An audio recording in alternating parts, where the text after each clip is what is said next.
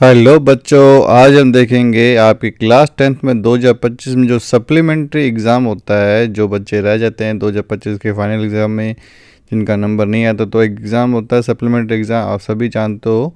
तो supplementary exam का paper का हम सोल्यूशन देखेंगे कि लास्ट ईयर सप्लीमेंट्री एग्ज़ाम कैसा आया था, उसके भी हम प्रॉपर सोल्यूशन देखेंगे इस वीडियो में।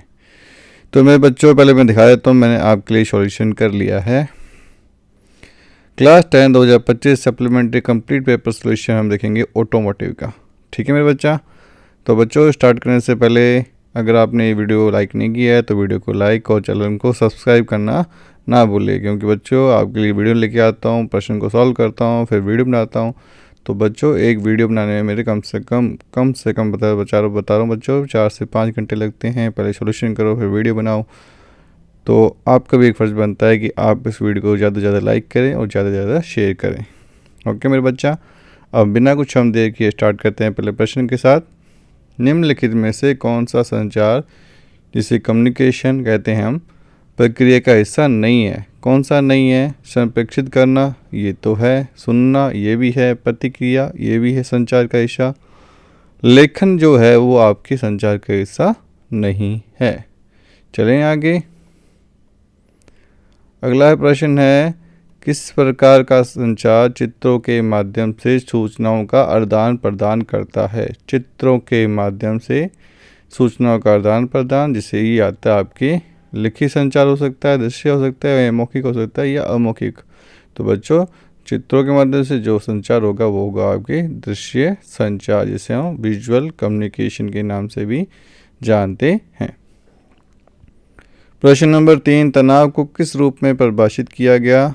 मांगों या खतरों के लिए शारीरिक प्रतिक्रिया। दूसरा ऑप्शन है मांगों या खतरों के लिए भावनात्मक, मानसिक, शारीरिक और सामाजिक प्रतिक्रिया। ऑप्शन नंबर 3, केवल खतरों के लिए मानसिक प्रतिक्रिया, खुशी के लिए प्रतिक्रिया।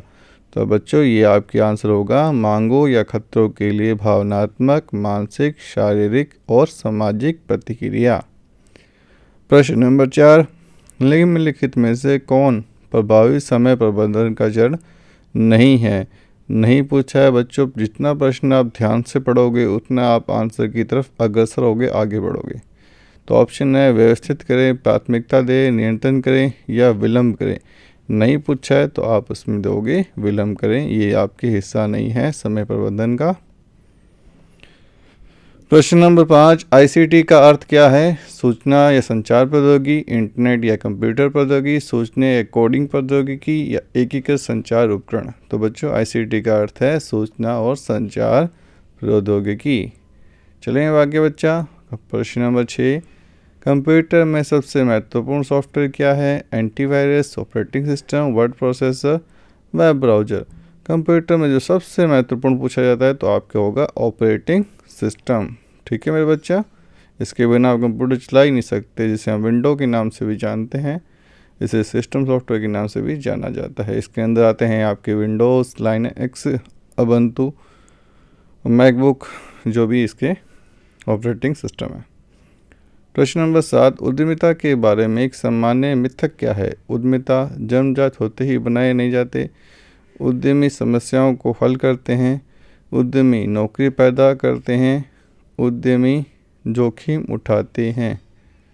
तो ये जो आपके उद्यमिता में सामान्य मिथक है ना, कि उद्यमी जन्मजात होते हैं और बनाए नहीं जाते, तो ये सामान्य मिथक है, ये गलत है। ठीक है मेरे बच्चा। तो इसका आंसर होगा आपके 7वें का अ। प्रश्न नंबर 8 पे चलते हैं, सतत अथवा स्थायी विकास क्या है? केवल वर्तमान ज़रूरतों को पूरा करने वाला विकास। ऑप्शन 2, वर्तमान की ज़रूरतों, भविष्य की पीढ़ियों की ज़रूरतों से समझौता किए बिना पूरा करने वाला विकास। केवल आर्थिक विकास पर केंद्रित विकास। केवल पर्यावरण संरक्षण प्राथमिकता देने वाला विकास। तो बच्चों, सतत विकास वो स्थायी विकास है जो वर्तमान की ज़रूरतों को भविष्य की पीढ़ियों की ज़रूरतों को समझौता किए बिना पूरा करने वाला विकास आपके क्या कहलाता है? सतत या स्थायी विकास। प्रश्न नंबर 9, फ्रेमलेस या इंटीग्रल, इसे समग्र बोलते हैं, फ्रेम चेसिस का पारंपरिक चेसिस फ्रेम की तुलना में मुख्य लाभ क्या है? तो बच्चों, ऑप्शन है वज़न बढ़ाना, दूसरा निम्न गुणवत्ता के अंदर होना, अधिक महंगा होना, फ्लोर स्पेस कम होना। तो आंसर होगा आपके निम्न गुणवत्ताकर्षण के अंदर होना। अगला प्रश्न चलते हैं। अगला प्रश्न है प्रश्न नंबर 10। कार की पिछली सीट आमतौर पर कैसे बनाई जाती है? ऑप्शन है यह एक धातु का टुकड़ा है। दूसरा ऑप्शन है इसमें दो अलग अलग भाग होते हैं, सीट, कुशन, ब्रेक रेस्ट। तीसरा है ये लकड़ी से बनी है, यह एक फोल्डेबल बेंच है। तो बच्चों आपके क्या होगा, इसमें दो अलग अलग भाग होते हैं जिसमें सीट में कुशन और ब्रेक रेस्ट होता है। तो आंसर होगा ब इसका। प्रश्न नंबर 11। ऑटोमोटिव वर्कशॉप में मैलेट, लकड़ी का हथौड़ा जिसे बोलते हैं, का प्राथमिक उपयोग क्या है? विद्युतीय धारा मापना, धातुओं को काटना, पेच कसना, धातु के हथौड़े की तुलना में नरम चोट देना। तो बच्चों ये आपके प्रश्न नंबर 11 का आंसर होगा धातुओं के हथौड़ों की तुलना में नरम चोट देना। इसलिए हम लकड़ी के हथौड़े का उपयोग करते हैं। प्रश्न नंबर 12। कार के एक तरफ को एक बार में धोने की सिफारिश क्यों की जाती है? साबुन को कार की पेंट सूखने से रोकने के लिए, पानी के धब्बों से बचने के लिए, कम पानी का उपयोग करने के लिए, तेज़ी से साफ करने के लिए। तो इसका आंसर होगा आपके अ, साबुन को कार की पेंट पर सूखने से रोकने के लिए। प्रश्न नंबर 13। वाहन धोने के लिए किस प्रकार के साबुन का उपयोग किया जाना चाहिए? तो बच्चों वाहन धोने के लिए आपके सामने ऑप्शन है डिश शॉप का, लॉन्ड्री डिटर्जेंट का, कार शॉप वॉश शॉप का, या ऑल पेपर्स क्लीनर्स का। तो बच्चों आप जब भी अपने वाहन धोते हो तो आप यूज़ करें कार वॉश शॉप का, ठीक है, क्योंकि ये स्पेशल इसी के लिए शॉप बनाई जाती है, तो उसी का हमें इस्तेमाल करना चाहिए। प्रश्न नंबर 14। गाड़ी में तेल स्तर की जांच करते समय किस चीज़ को पहले बाहर निकालकर साफ करने के बाद दोबारा अंदर डालकर तेल स्तर की जांच की जाती है? Dipstick, oil cap, drain plug या फिल्टर। तो बच्चों ये आपके होगा डिप स्टिक। प्रश्न नंबर 15 चलते हैं। अच्छे ग्राहक संबंधों को बनाए रखने के लिए क्या आवश्यक है? नियमित फॉलोअप, पूछताछ व जवाब, व्यावसायिक संचार या उपरोक्त सभी। तो बच्चों ये सभी जानकारी सही है, तो ये आंसर होगा आपके उपरोक्त सभी। प्रश्न नंबर 16। क्रैश टेस्ट मुख्य रूप से किसमें सुधार करने में मदद करता है? ईंधन दक्षता, ईंधन प्रदर्शन, एरोडायनामिक डिज़ाइन, वाहन की सुरक्षा। तो बच्चों ये वाहन की सुरक्षा के लिए हम क्रैश टेस्ट करते हैं। अब चलते हैं आपके सही उत्तर से रिक्त स्थान की पूर्ति करें, filling the blanks with the appropriate answer. तो बच्चों इनमें से दो दे रखे हैं, अपन को इन दोनों में से चुनना है कि यहाँ पे कौन सा आंसर आएगा, ठीक है। देखो, संचार के दौरान आँखों का संपर्क बनाए रखना डैश डैश दर्शाता है। क्या दर्शाता है? आपका ध्यान देना दर्शाता है। तो आंसर होगा ध्यान देना। प्रश्न नंबर 18। छवि जिसे हम इमेज या फोटो बोलते हैं, फाइल का एक्सटेंशन डैश डैश हो सकता है। MP3 तो हम गाने के लिए यूज़ करते हैं, जो फाइल या फ़ोटो के लिए हम यूज़ करते हैं JPG इमेज। ओके बच्चा, अगला प्रश्न है प्रश्न नंबर 19। डैश डैश स्थायी विकास का लक्ष्य नहीं है। ये करने से पहले मुझे बच्चों JPG की पूरा नाम आप कमेंट में ज़रूर बताएं कि JPG का पूरा नाम क्या है, ठीक है। अगला है प्रश्न 19। डैश डैश स्थायी विकास का लक्ष्य नहीं है, नहीं पूछा है। गरीबी उन्मूलन ये तो है, अधिकतम लाभ ये नहीं है। तो आंसर क्या होगा? अधिकतम लाभ। प्रश्न नंबर 20। फुल फॉरवर्ड चेसिस में इंजन पूरी तरह से ड्राइवर के कैबिन में डैश डैश होता है। तो बच्चों ये आपके होगा प्रश्न नंबर 20, जो कि है आपके, तो ये होता है आपके अंदर, आंसर होगा इसके अंदर। अब बच्चों आंसर करना है, सही गलत लिखें, सही या गलत लिखें इसमें। अपन को ट्रू या फॉल्स में आंसर देना है कि जो सही है वो आपका सही है, जो गलत है उसको हम गलत को टिक करेंगे। तो पहला ऑप्शन क्वेश्चन है 21 नंबर प्रश्न, वॉशिंग के दौरान कार को साफ करने के लिए लोहे की तार या ब्रश का इस्तेमाल करना चाहिए। नहीं बच्चों, इससे तो बच्चों स्क्रैच आ जाएंगे आपकी गाड़ी पे, तो इसको ये होगा आपके गलत, तो आंसर होगा गलत। प्रश्न नंबर 22, एयर फिल्टर इंजन के अंदर धूल और कीड़ों को आदि जाने से रोकता है। बच्चों ये सही है, जब भी हम एयर फिल्टर लगाते हैं तो ये है सही। प्रश्न नंबर 23, ऑटोमोबाइल उद्योग में बाजार प्रतिस्पर्धा एक नवाचार जिसे हम इनोवेशन कहते हैं का कारण है। तो सही बात है, तो ये है सही, क्योंकि इसमें नए नए इनोवेशन होते रहते हैं। प्रश्न number 24, anti lock brake system वाहन को कम दूरी में बिना फिसले रोकने में मदद करता है। तो ये भी आपके हुआ सही है, जिसे हम ABS के नाम से भी जानते हैं, एंटी लॉक ब्रेक सिस्टम। अब चलते हैं बच्चों प्रश्न नंबर 25 पे। मौखिक संचार क्या होता है, इसके लाभ और नुकसान बताइए। ठीक है मेरे बच्चा, मैं आपको एक बात बताना चाहता हूँ। मैंने आपके लिए एक बुक लिखी है जिसकी बुक का नाम है रोजगार कौशल, जिसमें से आपके 12 से 14 नंबर का पेपर आता है। मैंने आपके यूट्यूब चैनल, आपके पलक खुद के पलक क्लासेस आपके यूट्यूब चैनल पे पोस्ट में डाला था। जिस बच्चे को ये बुक चाहिए तो मुझे मेल करें, मैंने मेल आईडी भी उसमें रखी थी। उस बुक के स्क्रीनशॉट और बुक के फ्रंट कवर भी डाले थे उसमें। बच्चों उस बुक में मैंने 250 MCQ और 100 वन लाइन क्वेश्चन डाले हैं, और साथ में शॉर्ट नोट्स में आपको बहुत अच्छे से समझाने की कोशिश की है। क्लास 10th के बच्चों के लिए स्पेशल बनाई गई है। जिस किसी बच्चे को ये बुक चाहिए तो मुझे आप मेल कर सकते हैं। ठीक है, अब इसके अंदर इसका आंसर देखते हैं मेरे बच्चा। मौखिक संचार, जब शब्दों का प्रयोग बोलकर किया जाता है उसे मौखिक संचार कहते हैं। मौखिक का मतलब होगा बोलकर किया जाने वाला संचार। इसके लाभ क्या है, ये तेज होता है, इसमें तुरंत प्रतिक्रिया मिलती है और भावनाओं को व्यक्त करना आसान होता है। और नुकसान क्या है, इसका कोई स्थायी रिकॉर्ड नहीं रहता, और यदि सुनने वाला ध्यान से न सुने तो गलतफहमी भी हो सकती है। जितना बोलना ज़रूरी है उतना आपको ध्यान से सुनना भी ज़रूरी है मेरे बच्चा। अब चलते हैं प्रश्न नंबर 26 पे। कंप्यूटर की देखभाल और रखरखाव हेतु 5 सुझाव और तरीके बताएं।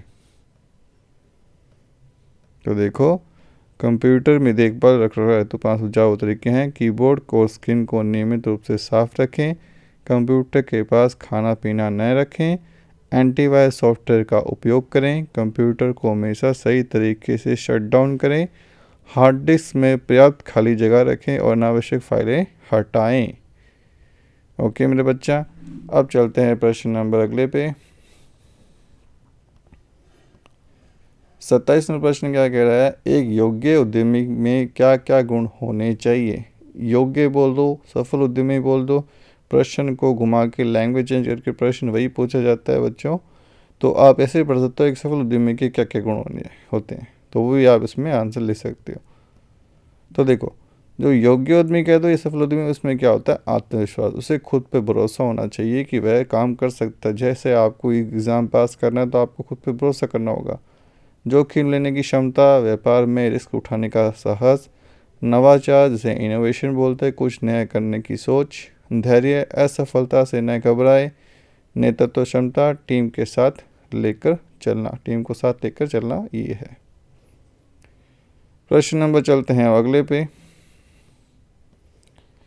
एक अच्छे स्नेहक में क्या क्या गुण होने चाहिए। तो देखो, एक अच्छे स्नेहक में क्या क्या गुण होना चाहिए। एक अच्छे स्नेहक जिसे हम लुब्रिकेंट भी कहते हैं में क्या क्या गुण होना चाहिए। देखो, स्नेहता, वेसोसिटी, उचित गाढ़ापन होना चाहिए जो तापमान बदलने पर ज़्यादा न बदलें। सफाई, ये इंजन के पुर्जों को साफ करने में सक्षम होना चाहिए। जंगरोधी, ये पुर्जों को जंग लगने से बचाए। वह ठंडा करना, ये घर्षण से पैदा हुई गर्मी को कम करने में मदद करे। उच्च कथनांक, यह जल्दी भाप बनकर उड़ना नहीं चाहिए। अब चलते हैं प्रश्न नंबर 29 पे।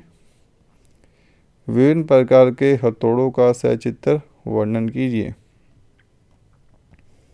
तो पहला हथौड़ा है बॉल पिन हैमर। इसका चित्र बच्चों आप देख लेना अपनी बुक में।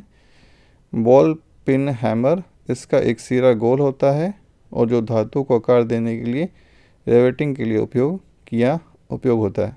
फिर आता है आपके क्रॉस पिन हैमर, इसका उपयोग धातु को फैलाने के लिए किया जाता है। फिर आता है आपके मेल्ट, ये लकड़ी या रबड़ का बना होता है, इसका उपयोग नरम चोट देने के लिए किया जाता है ताकि धातु पर निशान न पड़े। अब चलते हैं प्रश्न नंबर 30 पे आपके। कार में तेल, जिसे हम ऑयल बोलते हैं, को बदलने का मुख्य चरण बताइए। स्टेप्स लिखने हैं तेल बदलने के। गाड़ी में समतल जगह पर खड़ा करें और इंजन को थोड़ा गर्म करें ताकि तेल पतला हो जाए। इंजन को नीचे ड्रेन प्लग खोलें और पुराने तेल के बर्तन में निकाल लें। पुराने ऑयल फिल्टर को निकाल कर नया फिल्टर लगाएं। ड्रेन प्लग को वापस कस दें। ऊपर से ऑयल कैप खोलकर नया सही ग्रेड इंजन ऑयल डालें। डिपस्टिक से लेवल को चेक करें कितना आपका तेल गया है अंदर। ओके बच्चों, प्रश्न नंबर 31 पे चलते हैं मेरे बच्चा।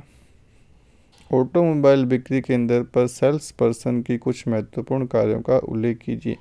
सेल्स पर्सन होता है जो गाड़ियों को बेचता है, तो उसकी महत्वपूर्ण कार्यों का उल्लेख क्या क्या होता है। वो क्या करता है, ग्राहकों को स्वागत करना, उनकी ज़रूरतों को समझना कि उन्हें कौन से गाड़ी या कौन से मॉडल में इंटरेस्ट है, वाहनों की विशेषता उनको बताना कि इस वाहन में क्या क्या लाभ है, उनको जानकारी उसका देना उसका कार्य है। टेस्ट ड्राइव की व्यवस्था करना भी उसका कार्य है। कीमत और वित्त फाइनेंस विकल्पों की चर्चा करना भी उसी का कार्य है। वाहन बेचने के बाद भी ग्राहक से संपर्क फॉलोअप करना भी उसका कार्य है।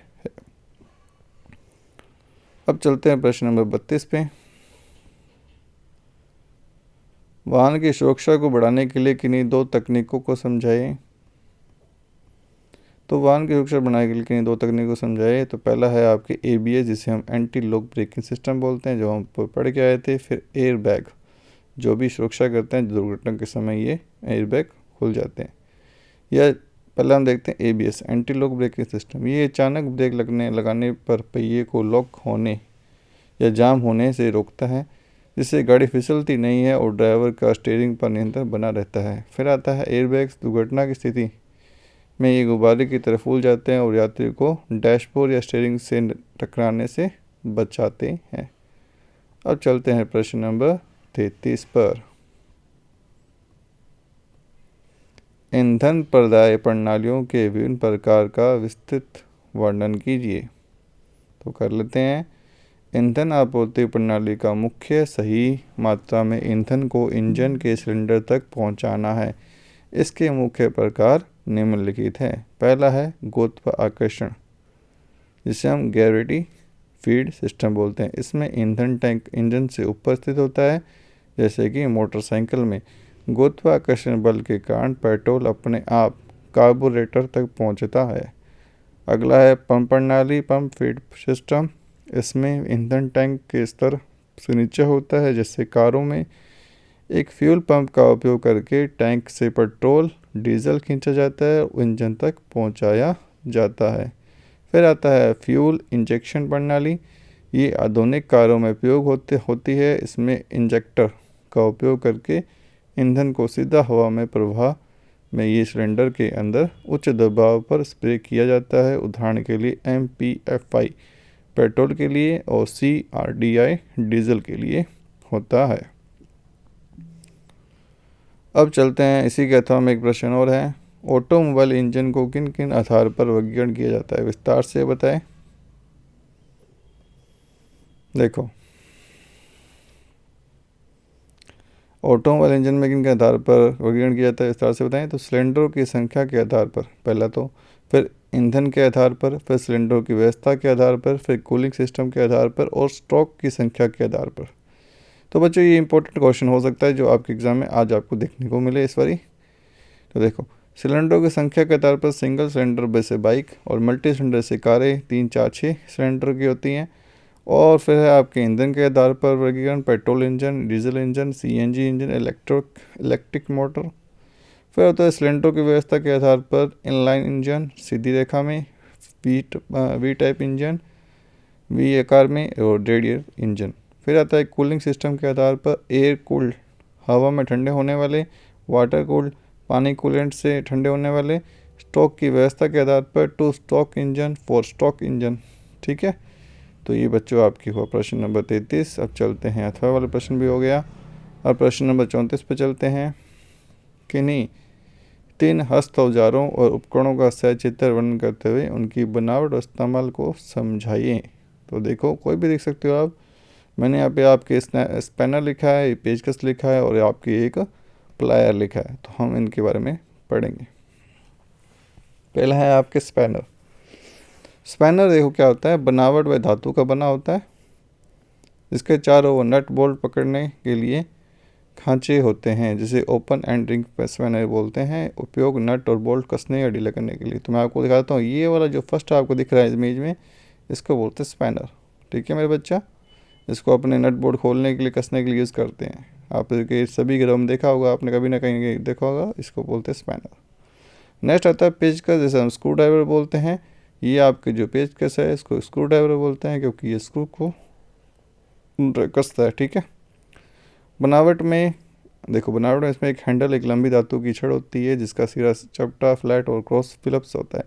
उपयोग पेच या स्क्रू को कसने के लिए, खोलने के लिए यूज़ होता है। प्लायर, जिसे हम प्लास बोलते हैं, जो कि यहाँ पे आपको दिख रहा होगा 3 नंबर पे।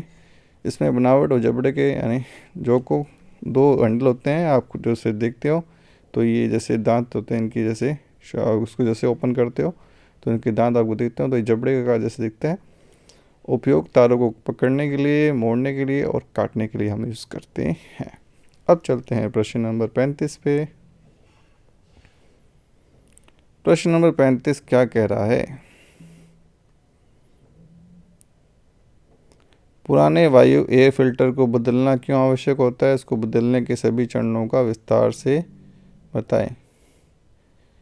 समय के साथ देखो, समय के साथ एयर फिल्टर में धूल और गंदगी जमा हो जाती है, जिससे इंजन को पर्याप्त हवा नहीं मिल पाती। इससे ईंधन की खपत बढ़ती है, माइलेज कम होता है, इंजन की शक्ति पावर कम हो जाती है, इंजन में अधजला इंजन जमा होने लगता है। बदलने के कारण देखो, बोनेट खोले, कैसे बदलने का चरण है बेटा, कारण नहीं है, चरण है। बदलने चरण कैसे चरण बदलेंगे?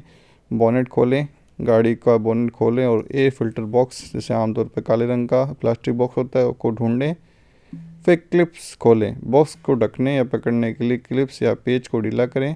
फिर पुराने फ़िल्टर निकालें, ढक्कन हटाकर गंदा फ़िल्टर बाहर निकालें। सफाई, फ़िल्टर बॉक्स के अंदर जमी धूल को साफ कपड़े से पोंछें। फिर है नया फ़िल्टर लगाएं, नया फ़िल्टर बॉक्स में सही दिशा में डायरेक्शन में बिठाएं। फिर बंद करें, बॉक्स का ढक्कन वापस लगाएं और क्लिप्स पेच कस दें। तो ये आपके हो गए इसके चरण। तो बच्चों, आज हमने जो ऑटोमोटिव मोबाइल के जो आपका पेपर हुआ था 2025 में सप्लीमेंट्री एग्ज़ाम, इसका हमने कंप्लीट पेपर सोल्यूशन देखा। अगर वीडियो आपको अच्छी लगे तो बच्चों वीडियो को लाइक और चैनल को सब्सक्राइब करना तो भूलना ही नहीं है आपको। और साथ में आप अपने फ्रेंड के साथ शेयर भी कर देना। और लास्ट ईयर के जो 5 साल के पेपर सोल्यूशन गए उनको भी आप देख सकते हो। ठीक है मेरे बच्चा, तब तक के लिए बाय, धन्यवाद।